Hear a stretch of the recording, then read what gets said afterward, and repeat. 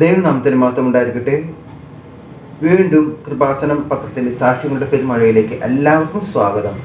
കൃപാസന മാതാവ് അനേകാര്യങ്ങൾക്ക് നൽകിയ അനേകം സാക്ഷ്യങ്ങളിൽ ചിലവ് മാത്രമാണ് ഞാനിവിടെ വായിക്കാൻ ഉദ്ദേശിക്കുന്നത്. ആദ്യത്തെ സാക്ഷ്യം ഹെയ്ന വൈപ്പിൻ എറണാകുളത്തിൻ്റെതാണ്. സാക്ഷ്യത്തിൻ്റെ ഹെഡിങ് ഇങ്ങനെയാണ്: ഉടമ്പടി തൈലം തൊണ്ടയിൽ പുരട്ടി മാതാവിനോട് പ്രാർത്ഥിച്ചു. പിന്നെ സംഭവിച്ചത്, എൻ്റെ മകൻ വാച്ചിൻ്റെ ബാറ്ററി വായിലിടുകയും ഹോസ്പിറ്റലിൽ പോകുന്നതിന് മുമ്പ് ഉടമ്പടി തൈലം മകൻ്റെ തൊണ്ടയിൽ പുരട്ടുകയും വായിൽ വെഞ്ചിച്ച ഉപ്പും ഇട്ടുകൊടുത്തു. എക്സ്റേ എടുത്തപ്പോൾ അന്നനാളത്തിൽ ബാറ്ററി കുടുങ്ങിക്കിടക്കുന്നതായി കാണുകയും എത്രയും പെട്ടെന്ന് എൻഡോസ്കോപ്പി ചെയ്യണമെന്നും പറഞ്ഞു. ഞാൻ പരിസ്ഥിതി അമ്മയോട് എൻ്റെ മകൻ്റെ അടുത്ത് വന്ന് തൊട്ട് സുഖപ്പെടുത്തണമെന്ന് പറഞ്ഞു പ്രാർത്ഥിച്ചു. അത് കഴിഞ്ഞ് മകൻ ഛർദ്ദിച്ചു. വീണ്ടും എൻഡോസ്കോപ്പി ചെയ്ത് നോക്കിയപ്പോൾ അന്നനാളത്തിൽ ആ ബാറ്ററി ഉണ്ടായിരുന്നില്ല. പരിസ്ഥിതി അമ്മയ്ക്ക് നന്ദി.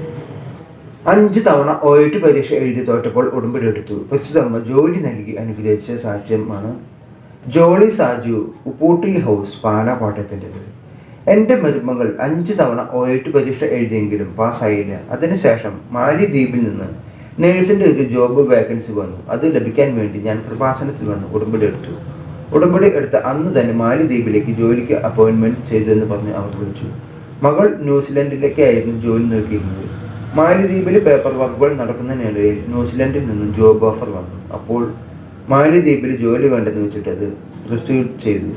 മകനും സ്പോസ് വിസ ലഭിച്ച് ന്യൂസിലൻഡിലേക്ക് പോവുകയും മരുമകൾ ജോലിയിൽ പ്രവേശിക്കുകയും ചെയ്തു. മറ്റൊരു സാക്ഷ്യത്തിൻ്റെ ഹെഡിങ് വിദേശത്ത് MBBS പഠിച്ച ഒരു ഡോക്ടറുടെ സാക്ഷ്യം.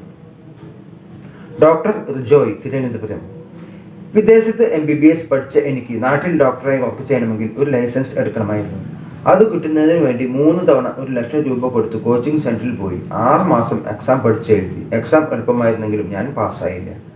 ആ സമയത്ത് എൻ്റെ മാതാപിതാക്കൾ എനിക്ക് വേണ്ടി കൃപാസനത്തിൽ വന്ന് ഉടമ്പടി എടുക്കുകയും ഞാൻ കൃപാസനത്തിൽ വന്ന് ബഹുമാനപ്പെട്ട ജോസഫച്ചനെ കണ്ടു. അച്ഛൻ തന്ന കാശ് രൂപവും ഉടമ്പടി കാശ് രൂപവുമായി പോയി വീണ്ടും പരീക്ഷ എഴുതി.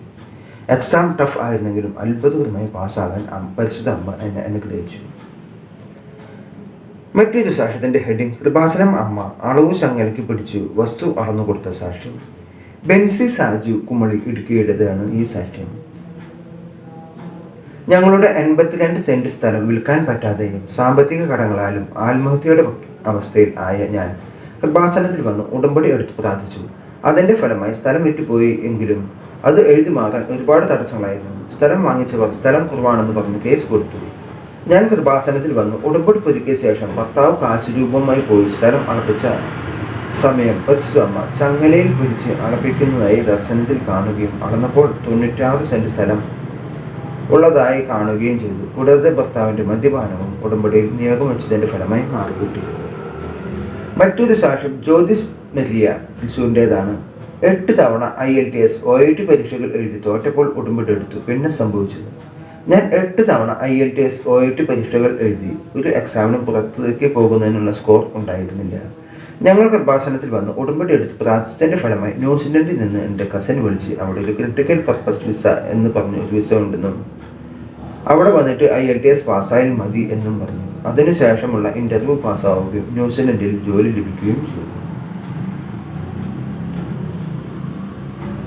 കൃപാസന മാതാവ് അനേകായിരങ്ങൾ ചെയ്ത സാക്ഷ്യങ്ങളിൽ ചിലത് മാത്രമാണ് ഞാനിവിടെ വായിച്ചത്. സാക്ഷ്യങ്ങൾ നമ്മുടെ വിശ്വാസ തീക്ഷ്ണത വർദ്ധിപ്പിക്കും.